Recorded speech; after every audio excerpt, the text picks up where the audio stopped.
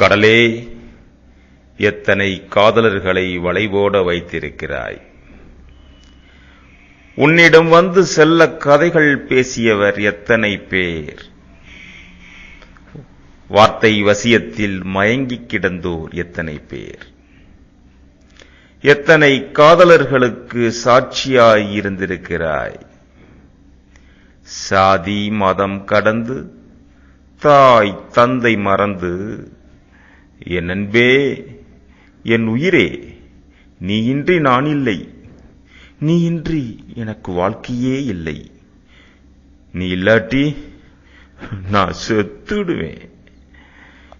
இது போன்ற வசனத்தை எத்தனை பைத்தியங்களை பேச வைத்திருக்கிறாய்.